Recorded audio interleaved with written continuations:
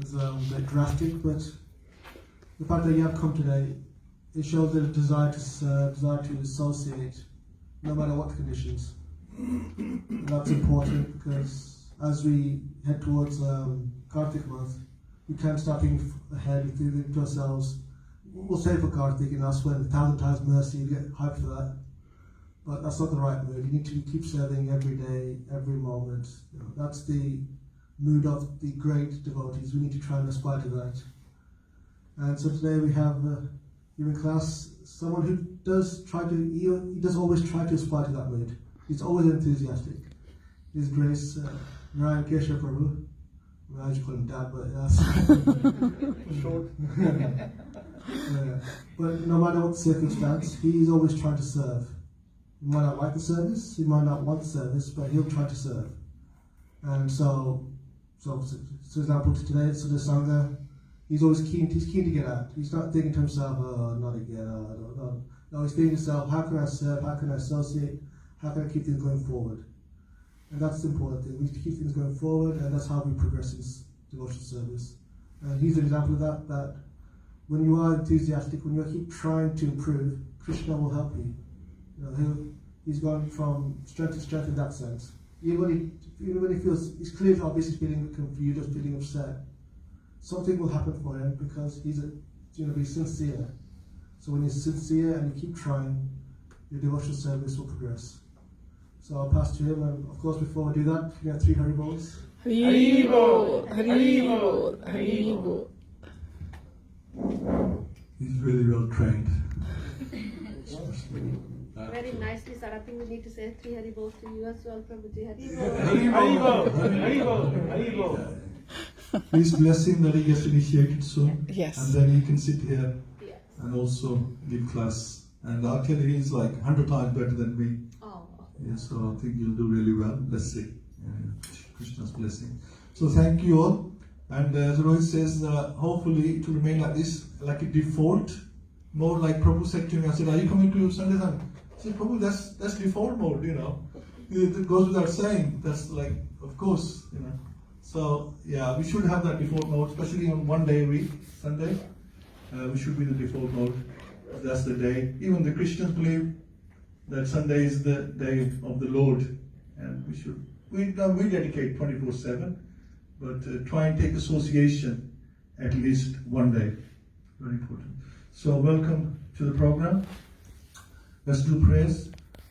Om Jnana Timirasya Jnana Shalakya Chakshuramitam Yena Tasmai Shri Gurave Namah Shri Chaitanya Manobishtam Sthapitam Yena Bhutale Syamyopagadamaham Dadapi Swapadantikam Vandeham Shri Guru Shri Yutapadakamalam Shri Guru Vaishnava Shri Rupam Sagrajatam Sagana Raghunatham Nitam Tam Saji Sadhvetam Savadutam Krishna Saitam Krishna Chaitanya Devam Shri Radha Krishna Padam Sagana Lalita Shri Vishakhan Vitamscha He Krishna Karuna Sindhu Dinabandhu Jagatpate Gopesha Gopika Kanta Radha Kanta Namastute Tapta Kanchan Gaurangi Radhe Vrindaveshwari Vishwavana Sutta Devi Brahmani Haripi Vanchakalpata Brehishcha Kisva Siddha Devcha Patitanam Pavanebhyo Vaishnavibhyo Namo Namah Jai Shri Krishna Chaitanya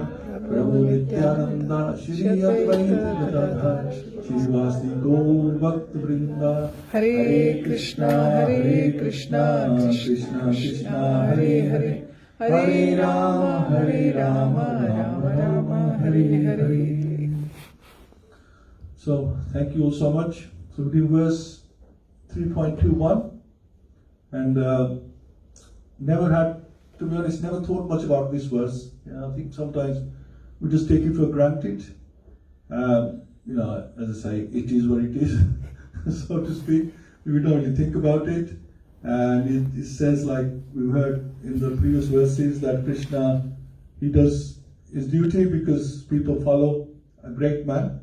So let's first read the verse.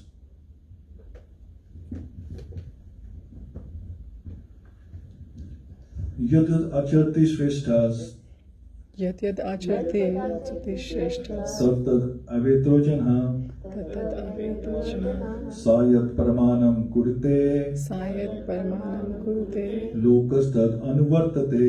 लोकस्तद् अनुवर्तते I'm going to try this once more. Yad Yad Acharti Shrishtas यद्यद् आचरति श्रेष्ठः Tatad Avetro Janha तत्तद् अवेत्रो जनः Sayat Paramanam Kurite सायत् परमानं कुरुते Lokastad Anuvartate.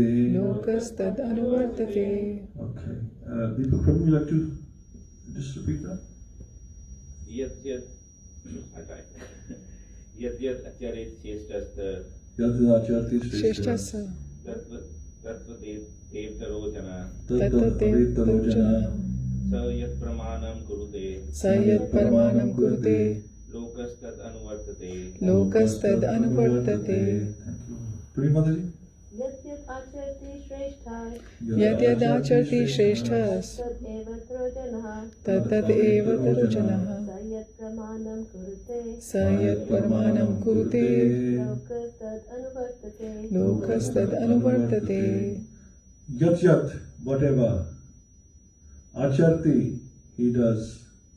Shrestha, a respectful leader. Tat, and that alone. Eva, certainly. Itraha, common. Jana, person. Sa, he. Yat, whichever. Parmanam, example. Kurute, does perform. Loka, all the world. Tat, that. Anuvartate, follows in the footsteps. So whatever action a great man performs, common man follow. And whatever standard he sets by exemplary acts, all the world pursues. Purport Vasharupad Ki Jai. People in general always require a leader who can teach the public by practical behavior. A leader cannot teach the public to stop smoking if he himself smokes. Lord Chaitanya said that a teacher should behave properly before he begins teaching. One who teaches in that way is called Acharya, or the ideal teacher. Therefore, a teacher must follow the principles of Shastra to teach the common man. The teacher cannot manufacture rules against the principles of revealed scriptures. The revealed scriptures like Manu Samhita and similar others are considered the standard books to be followed by human society. Thus, the leader's teaching should be based on the principles of such standard Shastras. One who desires to improve himself must follow the standard rules as they are practiced by the great teachers. The Srimad Bhagavatam also confirms that one should follow in the footsteps of great devotees, and in that is the way of progress on the path of spiritual realization. The king or the executive head of a state, the father and the school teacher are all considered to be natural leaders of the innocent people in general. All such natural leaders have a great responsibility to their dependents.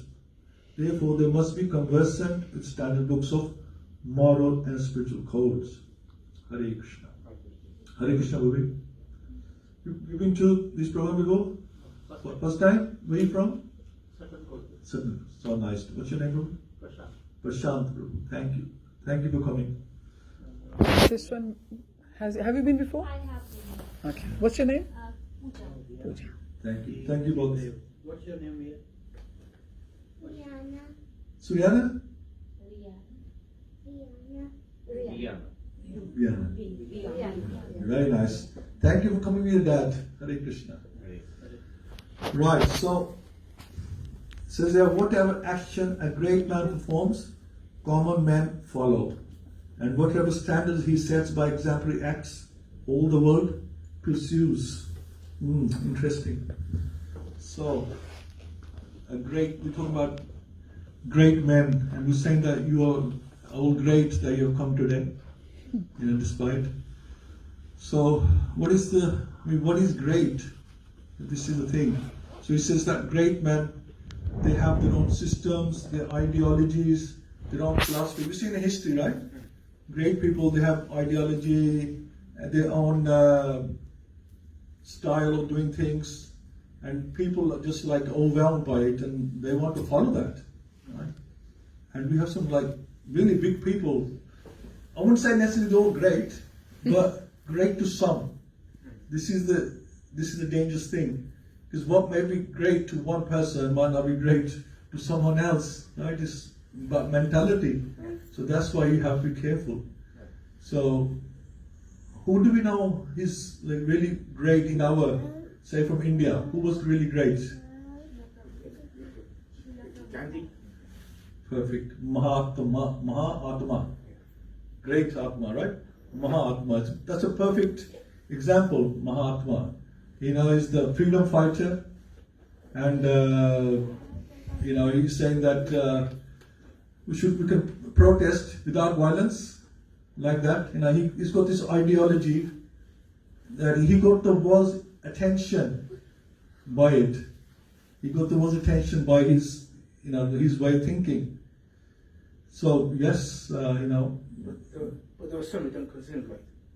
But there are some out there who don't consider him great. Exactly. So not everybody will think they are great, but many did think he was great, and he tried to help in that way, without violence. What better than if you can do it without bloodshed? Not everybody can do that, because the first thing is you want to kill, just finish off your enemy, but he demonstrated that there are easier ways of doing it, or less harmful way of doing it, and he was quite effective with that, right? And then we got Alexander the Great, right? He loved bloodshed. He's like, with him it's all kill everyone, take over the world. But a lot of people followed him as well. He was great. They called him Alexander the Great. They followed him, and his strategies and tactics, like even to this day, they admired. How he, how he fought and how he conquered the world. It's still, especially around where he came from, Macedonia, the Greeks, they really have a lot of respect for him. He's known in the world as Alexander the Great. Okay, so one was about violence, other one was without violence, but they're both considered great. And then you got this other one who loved violence, and people thought he was great, but was he really great? You know what I'm thinking about? Hitler? Absolutely.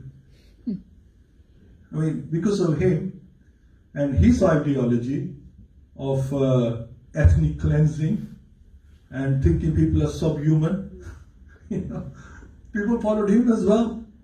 That's the amazing thing. And I think he was responsible for like 20 million deaths. 20 million people died or were killed because of his following his greatness. So the point is, the leaders have to be very careful when they're leading. They have to be very careful how they lead.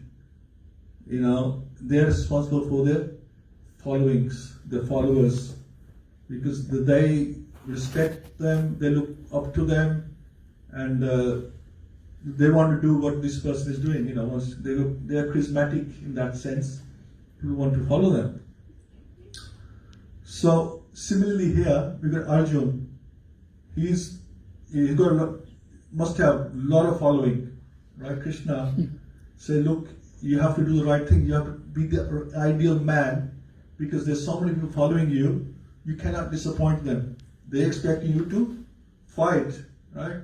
It's like people expecting Ronaldo to score a goal in the World Cup or something, right? Messi did, but he didn't do as well as Messi. But it's like that. Now people you have expectations.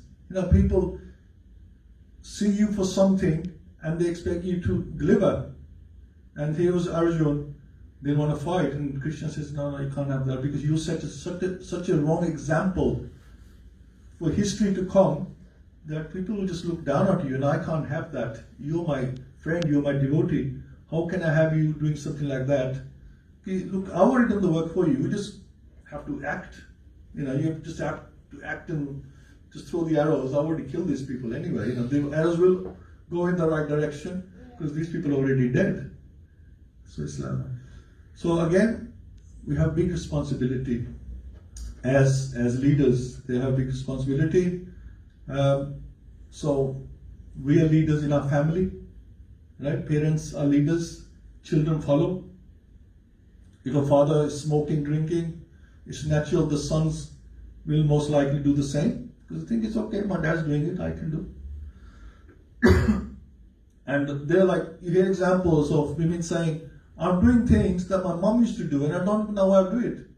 I never really learned what was the reason behind it, but I'm just doing things because my mother did it that way.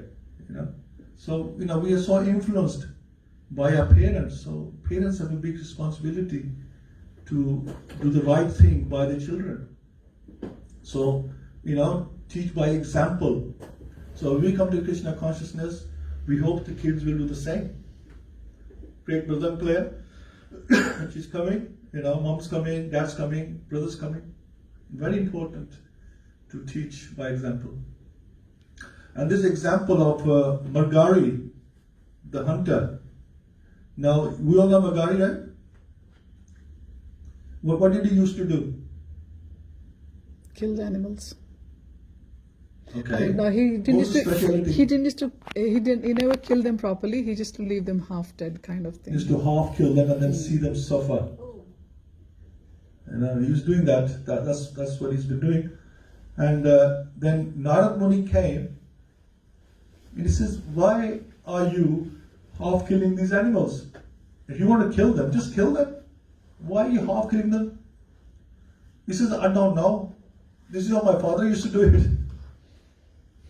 That was his response. My father did it that way, so I'm just doing the same thing. He probably didn't even enjoy it. He just saying, I'm doing it because my father was doing that. So how much we influence our children through generations, And if a father is a thief, but he's going to teach his son how to steal. If he goes to jail, then his son will go to jail. So as parents, we have a big responsibility. And as saints, we have a big responsibility. And this is another example. I think you all heard this one, but I'll just go through it anyway. It's like a grandmother takes a grandchild to a saint and says that, oh, my grandchild, look at his teeth. He's eating too many sweets. Please, can you advise him? Because he don't listen to us, but he will listen to you. Can you advise him? Stop eating sweets. The saint had a good look at him. And he says, Aditya, stop eating sweets. No, he didn't say that. He says, come back in 1 month. Okay, and then I'll talk to you. So grandmother brought the grandson after 1 month and says, Aditya, stop eating sweets. And Aditya says, okay, no problem. And the grandmother says, well, is that what you were saying to him? Why couldn't you say that 1 month ago when I came last time? Why you had to wait 1 month? And his teeth have got even worse now. Why couldn't you just tell him then? He said, because when you came to me last time, I was also eating a lot of sweets. So it says here that somebody who's smoking, they can't tell someone else to stop smoking. So if you're eating sweets, how can you stop? Even if it's a child, how can you say don't eat sweets? So first we have to correct ourselves. It's not like do as I say, not as I do. It doesn't work like that, right? And that's the usual tendency that, we tell people don't do this, don't do that, but in the background we're doing exactly the same thing. So it's very, we have to be very, very careful. Right. So that's in the outside world. That's with the families. We have to be very careful. Now, thing is, what's the situation in the temple setting in spirituality? How do we become good leaders in the temple? Because in the temple, all of us are leaders, right, Madhuri? We're all leaders because we followed people who were here when we came, and then people who have come after us, they are following us. And we have a big responsibility to ISKCON, we have a big responsibility to Srila Prabhupada, we have a big responsibility to Krishna himself. We have a big responsibility to set the right example sometimes people may confront us in the wrong way, even devotee to devotee, but we have to set a good example in front of in front of new people. Because when new people come, they see, well, these people know better than what's going out there. What's the difference? Why should I waste my time coming here? Right? You know, I can go to temple, Gurudwara, same thing going on. So what's the difference here? I can go anywhere I want. What are they going to teach me different to what I can get anywhere else? So we have to be exemplary in that state that we say, look, this is different. We have learned something here. You know, we have changed. We are purified. So it's like that. We're very careful. So it's mentioned here about that we should follow the Manu Samhita, moral codes, spiritual codes. We should follow that. But then, how many of us do read these moral codes, spiritual codes? Have you read any moral codes, spiritual codes? Have you read Manu Samhita? I've read vaguely in Srila Prabhupada's purpose, but I haven't read all of it. Yeah, we don't read. Obviously, they want us to read all the Shastras, but we don't read. We don't have time. It's true, we don't have. So then what's the answer? The answer is to follow Prabhupada's example, follow Lord Chaitanya. This is what we do. We follow Lord Chaitanya's example. This is what we taught in ISKCON, to follow Lord Chaitanya, who came 500 years ago, and Gauranga Mahaprabhu. He was Krishna himself. He was actually Krishna and Radha, two in one. Yeah. So we follow him. We are followers of Lord Chaitanya, his example. So he took initiation. We take initiation. Right? He chanted the holy name day and night. We chant the holy name, hopefully. We chant the holy name day and night. He said, listen to Krishna Katha. We listen to Krishna Katha. He said, he used to distribute prasadam. We distribute prasadam. Right? It's like that. He said, read Srimad Bhagavatam. He wrote Srimad Bhagavatam for us. He says, that's the scripture that you need to follow. Not any other scripture. So we follow that. So all these examples, why are we doing, somebody might ask, why are we doing all these things? Why are we reading Bhagavatam? Why are we doing Kirtan? Why are we listening to Katha? Because Lord Chaitanya said that that's the way we should do things. Same with the Lord Krishna. He used to get up really early in the morning. He didn't need to. He's a king. 16,108 wives who loved him so dearly. You think, I'll spend another hour. What's the rush? This is not a problem. He could have just sent his expansion to the throne, stay home.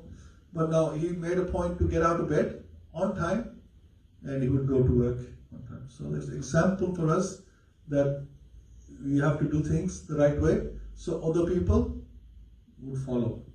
Same with Lord Ram. He used to wake up early in the morning, and he was like a persona of righteousness, right? Did everything Maryada, with Maryada. And that's teaching again for us. So every time Krishna has come, he's set a great example for us, because he doesn't want us to misunderstand anything, which we still do anyway. But as far as he's concerned, he tried to teach in the right way. Set up good examples so we can follow. Because the world is subjective. We've been doing so much objective and subjective recently. It's all subjective. Everybody's got their own cultures and ideas. Somebody said to me, when I'm talking to you, if you look into my eyes, I said, I'm sorry, but we have been taught that it's offensive to look at somebody elder's eyes. In India, we're taught that don't look eye to eye to an elder. And he says, why are you not looking at my eyes? I said, I'm sorry. You might think I lack confidence. It's not that. I can't look in your eyes because it's rude. But whereas in this country, they expect you to talk to them, look in the eye and speak. I even had one Mataji, I won't say who, she said to her son, young son, look Prabhu in the eyes and speak to him. I said, no, I'd rather not talk to him then. We naturally find it rude. Let somebody look into, a youngster look into your eyes and speak to you. That's the difference in culture. Here is acceptable, India. In our society, it's not acceptable. Food, we love spicy food, okay? Here now people are getting used to spicy food, but they find it very difficult to eat spicy food. Here you might be accepted to wear skimpy clothes. We are not expected to wear skimpy clothes. Right? It's seen as, what you would call it, disrespectful. Right? To wear skimpy clothes. So it's all subjective. Everybody got their own opinion. Right? Even in the same country, same culture, people like different kind of books, they like different kind of movies, they like to do different kind of activities. So who can say who's right, who's wrong? It's hard to say. It's very difficult to say that who is right, who's wrong. This is why it says here, follow Shastra. You know the heard saying, so syane ko mat, murkha apni apni. It's said in here. 100 intelligent people who follow Shastra will have the same thinking. Rest who have built their own concoctions, mental concoctions, will have their own ideas about things. We'll be arguing forever. What is right, what is wrong. So following Shastra is very important, very, very important. Because so many, we talk about Bhagavatam. Do you need to offer?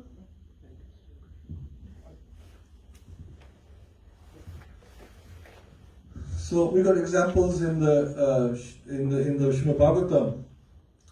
Daksh, in his second birth, when he came in second, not the Sati's father Daksh, he came again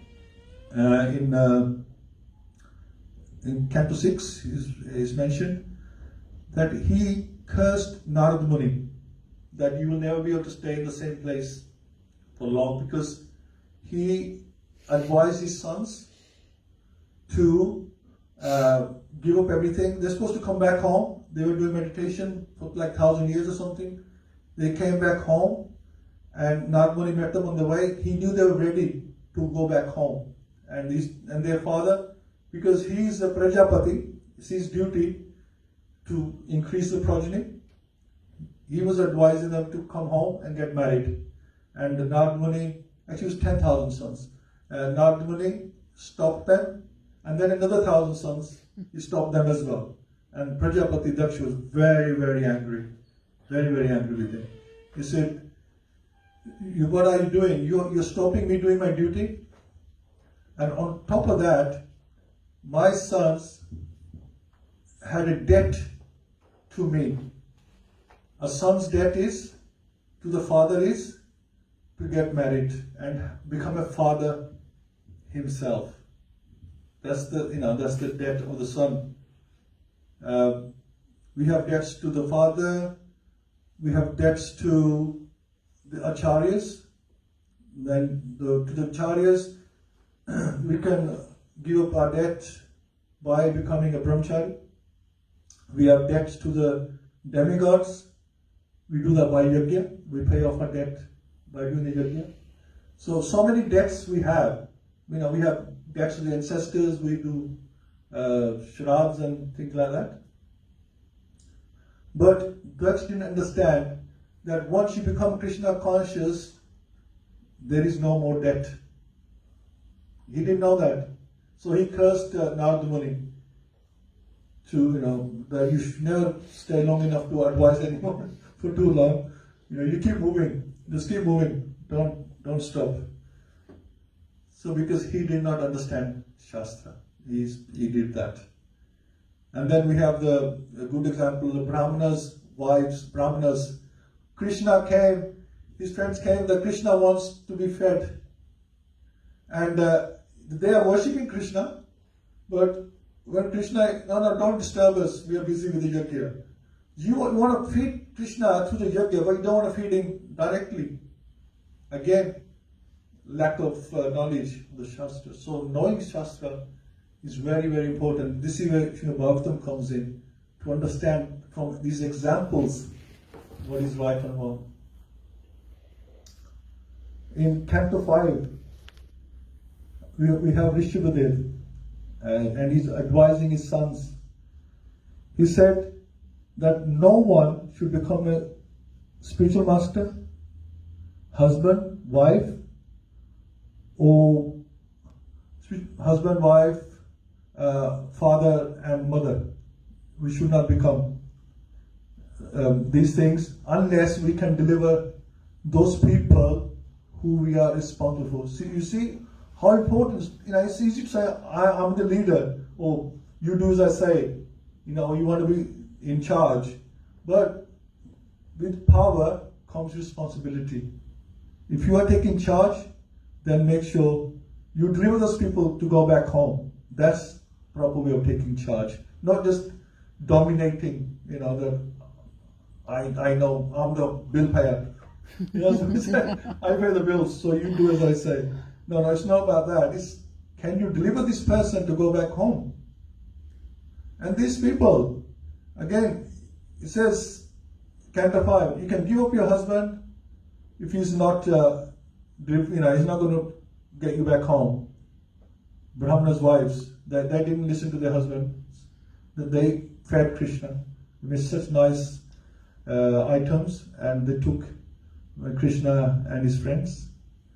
And mother, Bharat, Ramchandra, Bharat, he gave up his mother, Kakai. He said, he didn't do the right thing. He recognized Lord Ram. He says, no, I cannot give him up, and I cannot upset him. So, mother, I don't want to know you anymore because you've done the wrong thing. Spiritual master, we have a great example, Bali Maharaj. Right? Bali Maharaj, his spiritual master recognized when Vamandev wanted 3 steps of land from him, and his spiritual master, he was very, very smart in that way. He realized that there's a trick. He says to Bali Maharaj that don't give him anything, don't give anything. Bali Maharaj says, no, I have to, I cannot. If you don't like it, it's tough. Right? I will reject you, but I cannot reject Vamandev's request. And he gave the three steps of land. The third one was on his head, but he gave it like that. Yeah. So all these examples that you can reject anyone who is coming in your bhakti. The highest principle is bhakti. If anybody is interfering, you can give them up. Now, just to be clear, I'm not saying that you just give them up and give up your husband, give up your wife, give up your guru. Not saying that. What we're saying is give up what they're saying. Give that up. Don't listen to that. If it's not taking you closer to Krishna, then give that up. You don't give up your relatives, right? Don't say give up any person. Just give up that. Don't take the association of what they're saying. Don't take that on board. Say, look, I'm not listening to this because this is against principles. So I cannot accept that. So it's very important that we learn. Canto 4, Canto 5, Canto 6, Srimad Bhagavatam, giving so many examples of leadership and how a leader should be. Another example was, I think, Canto 6, Ajamil. No, Ajamil, I'm not saying he's a leader, but Ajamil, at the time of death, he remembered Narayan. Although he was talking about his son, he's calling out Narayan, Narayan, and then Vishnu Dutas came. But because he done so many sins in his life, Yam Dutas came as well. He's a very popular person. Right? So they all came. And now there's an argument going on between the Vishnu Dutas and Yam Dutas. Yam Dutas said, no, he's a very sinful man. We have to take him back.